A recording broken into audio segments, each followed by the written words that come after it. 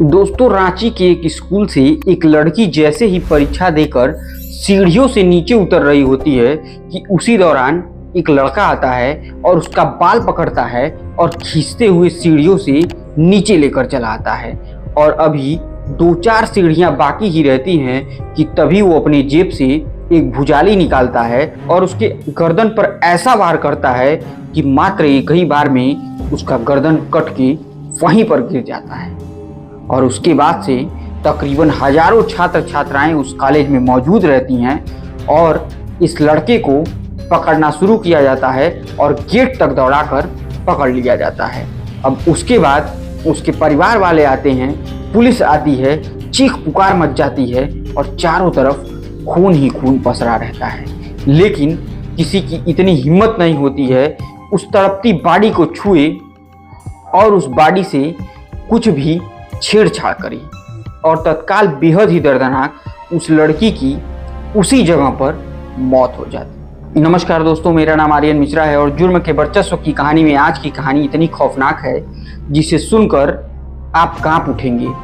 तो अगर आप चैनल पर नए हैं तो आपसे निवेदन है कि कृपया चैनल को सब्सक्राइब, वीडियो को लाइक और वीडियो को ज़्यादा से ज़्यादा शेयर कीजिए और कमेंट में अपनी राय देना बिल्कुल मत भूलिएगा, क्योंकि आपके एक एक कमेंट से हमें पता चलता है कि ये कहानी आपको कैसी लगी। तो देर न करते हुए दोस्तों, आज की कहानी हम शुरू करते हैं। दरअसल दोस्तों, ये कहानी शुरू होती है जमशेदपुर से। जब जमशेदपुर का एक लड़का होता है जिसका नाम गोलू होता है और गोलू अभी महज 14 साल का होता है और अपने एक दोस्त के साथ उसके घर पर चला जाता है। अब जैसे ही गोलू अपने दोस्त के साथ उसके घर पर जाता है तो उसी दोस्त की बहन की एक लड़की उसी के घर पर आई रहती है, जो देखने में बेहद खूबसूरत और हसीन होती है और जिसका नाम होता है खुशबू। एक नज़र में ही ये 14 साल का गोलू जैसे ही उस लड़की को देखता है, जिसे पता नहीं क्या हो जाता है, ये उस लड़की के तरफ अट्रैक्ट हो जाता है और इसकी प्यार उसके प्रति कुछ इस कदर हो जाती है कि जिसे वो भुला नहीं पाता है। 14 साल की उम्र में ही उसे चारों तरफ अगर कोई नज़र आता है तो सिर्फ और सिर्फ वो लड़की नज़र आती है। वो घर जाता, लेकिन बार बार किसी न किसी बहाने से वो सिर्फ और सिर्फ उसी लड़की यानी खुशबू के आसपास रहने की कोशिश करता, भाग भाग के अपने उस दोस्त के घर आता और उसी से बातचीत करता। और देखते ही देखते उसने ये पता किया कि इस लड़की का एडमिशन आखिर किस कॉलेज में हो रहा है। तो पता चलता है कि वहीं एक पास के कॉलेज में उस लड़की का एडमिशन होता है क्लास 7th में, और इसने भी उसी कॉलेज में अपने परिवार वालों से जिद करके एडमिशन कराया। अब दोनों एक दूसरे के साथ आना जाना शुरू कर देते हैं और दोनों एक दूसरे से बातचीत भी करते रहते हैं। क्योंकि इस लड़की के मामा का वो दोस्त था गोलू, तो इसलिए ये लड़की भी उसे अपने मामा के जैसा ही समझती थी। अब धीरे धीरे एक दूसरे में नज़दीकियां बढ़ती हैं, बातचीत का दौर शुरू होता है और दोनों को देखते ही देखते महज 15 से 16 साल की उम्र में ही प्यार हो जाता है। और प्यार भी कुछ इस कदर हो जाता है कि ये लोग स्कूल में न जाकर मात्र 14 से 15 साल की उम्र में पार्कों में बैठा रहा करते थे और पार्कों में बैठकर एक दूसरे से बातें किया करते थे। कब दिन बीत जाता था ना गोलू को पता चलता था, ना खुशबू को पता चलता था। लेकिन इस बात की भनक जैसे ही खुशबू की नानी को लगी, वो इस पर बेहद नाराज़गी जताती हैं और खुशबू को यहाँ से उसके घर यानी रांची भगाने के लिए कह देती हैं कि अगर तुम पढ़ लिख कर कुछ बनोगी नहीं, अगर तुम 10वीं में फेल हो जाओगी तो मैं तुम्हें यहाँ रहने नहीं दूंगी, यहाँ से तुमको भगा दूंगी तुम्हारे माँ बाप के पास। अब इतना सुनना ही था कि खुशबू डर जाती है और गोलू को ये बात बताती है। गोलू कहता है कोई बात नहीं, पार्कों में हम लोग कम बैठेंगे, थोड़ा पढ़ाई पर भी ध्यान देते हैं। एक ही ऑटो में बैठकर दोनों स्कूल जाते, फिर वहीं से एक साथ ही वापस आते। देखते ही देखते ये प्यार इतना गहरा हो जाता है कि दोनों के प्रति एक दूसरे की इतनी ज़्यादा करीबियां बढ़ जाती हैं कि दोनों एक दूसरे के साथ संबंध बनाने लगते हैं। और संबंध भी कुछ ऐसा बनाते हैं जिसके बारे में सोच भी नहीं सकते आप। महज 17 साल का लड़का और 16 साल की लड़की संबंध बनाते हैं और ये सब मामला धीरे धीरे आगे बढ़ता रहता है कि तभी इधर 10वीं का एग्ज़ाम आ जाता है और खुशबू 10वीं की परीक्षा पास कर लेती है। अब जैसे ही 10वीं की परीक्षा पास करती है और इन सब बातों का खबर उसके माता पिता को लग चुका होता है, उसकी नानी को लग चुका होता है, तो घर वाले बेहद नाराज होते हैं और खुशबू को जमशेदपुर से रांची बुला लिया जाता है, क्योंकि माँ बाप की 4 भाई बहनों में सबसे बड़ी लड़की यही होती है और ये इस तरीके का कांड करेगी तो बाकी भाई बहनों पर क्या असर जाएगा, ये थोड़ी सी माँ बाप को परेशान करने वाली बात थी और बिना वो गोलू के बताए वहाँ से चली जाती है। अब रांची वो अपने माँ बाप के साथ रहने लगती है। इधर गोलू उस लड़की को पागलों की तरह ढूंढता है और ढूंढते ढूंढते जब उससे नहीं रहा जाता है तो वो खुशबू की नानी के पास चला जाता है और पूछता है कि दादी ये बताओ कि खुशबू कहाँ चली गई, कुछ दिनों से वो दिख नहीं रही है। तो कहती है कि जहाँ उसका घर है वहाँ चली गई, तुमको उससे क्या लेना देना है। लेकिन इधर धीरे धीरे साल बीतता गया, 11 आ चुका होता है और उसी दौरान मोबाइल का इक्का दुक्का चलन था। गोलू के घर में तो मोबाइल था लेकिन गोलू के पास मोबाइल नहीं रहता था। और इधर रांची क्योंकि एक संपन्न परिवार से खुशबू रहती है और घर की बड़ी लड़की रहती है, इसका एडमिशन 12वीं के क्लास में कराया जाता है और इसको एक मोबाइल खरीद कर दिया जाता है। क्योंकि लड़की अच्छी रहती है तो इसे इंटरनेट से पढ़ने के लिए डेस्कटॉप भी दिया जाता है और एक मोबाइल भी दे दिया जाता है ताकि कोई क्वेश्चन फंसे तो वो अपने स्कूल टीचर से बात कर सके। लेकिन घर वालों को क्या पता था कि वो अपने स्कूल टीचर से नहीं, वो किसी और मकसद से उस फोन को पाना चाहती है। और जैसे ही उसे मोबाइल मिलता है मानो पानी से बाहर निकाली हुई मछली की तरह तड़फड़ाती रहती है अंदर ही अंदर और तुरंत वो नंबर गोलू के घर पर ट्राई कर देती है। अब जैसे ही गोलू के घर पर फ़ोन आता है तो सबसे पहले तो फ़ोन गोलू की माँ उठाती है, लेकिन उधर से कोई बोलता नहीं है।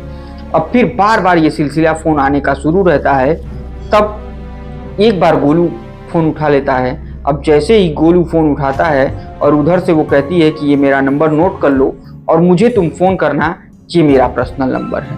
अब गोलू को जैसे ही मौका मिला, गोलू कहाँ चूकने वाला था, वो तो इस नंबर को लिख लेता है और पीसीओ से दिन रात फ़ोन करना शुरू करता है। और देखते ही देखते महज अभी 20-21 साल की गोलू की उम्र हुई होगी, उधर खुशबू की उम्र 19 साल की हो चुकी थी। वो जमशेदपुर से सीधे रांची चला आता है और जैसे ही ये पढ़ने के लिए अपने स्कूल जाती है तो उसी स्कूल के बहाने ये फिर जैसे यहाँ पर पार्कों में जाया करता था, ठीक उसी प्रकार से रांची के पार्कों में घूमना शुरू कर देते हैं।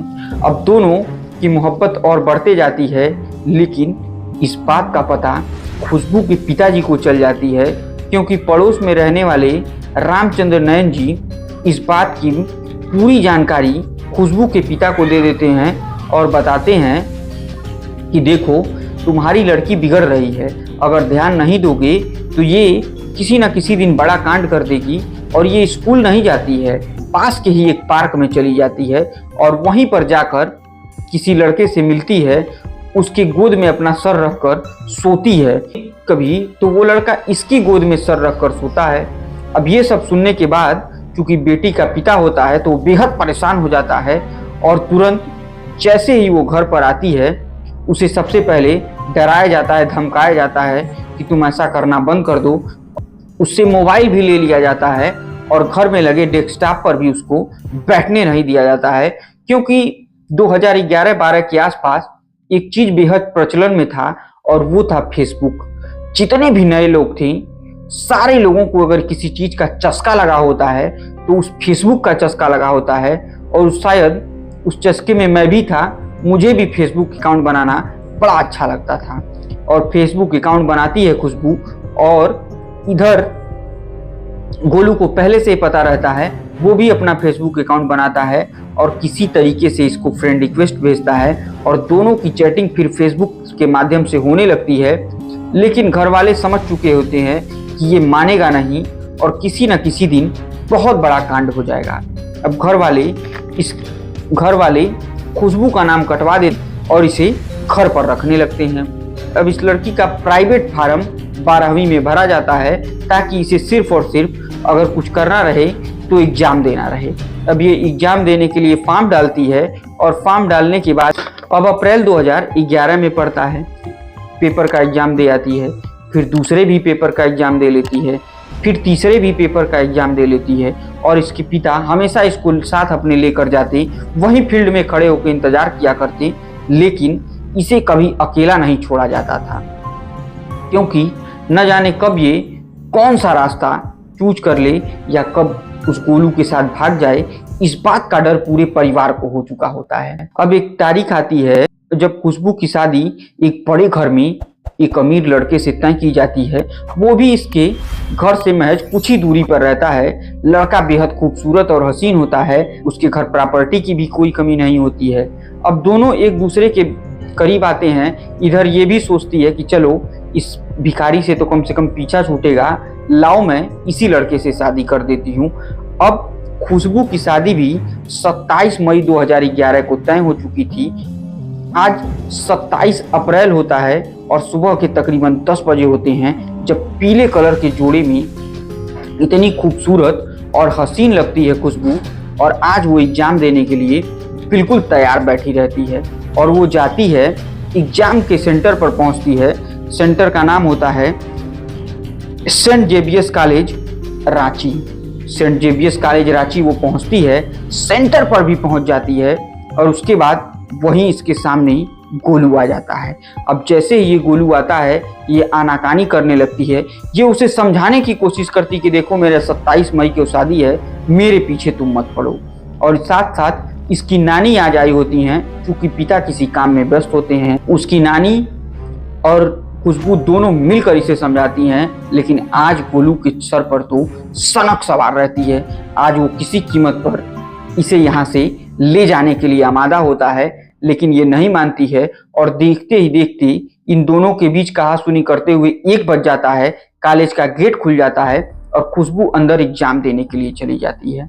अब एग्जाम दे के जैसे ही 4:16 पर वो सीढ़ियों से नीचे उतर रहा होता है, चूंकि ये मानती है नहीं तो गोलू भी जाता नहीं है, वहीं पास के फील्ड के दूसरे छोर पर इंतजार करता है।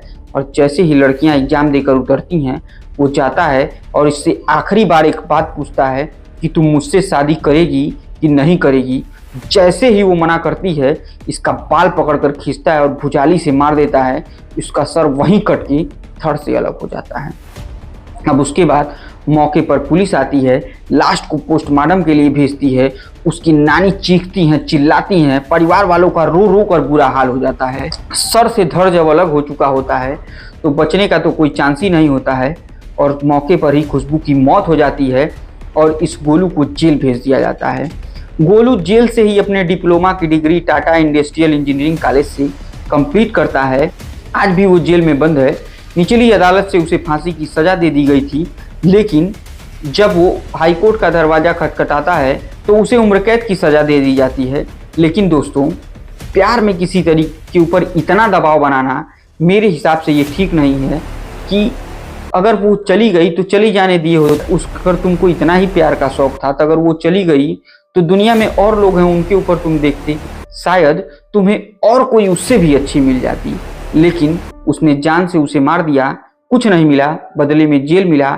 इस समय गोलू बहुत पछताता है अपने किए पर, लेकिन करे तो क्या करे, अब तो उसे जेल में सजा काटनी पड़ेगी। इसी के साथ दोस्तों, आज की जुर्म के वर्चस्व की कहानी हम खत्म करते हैं।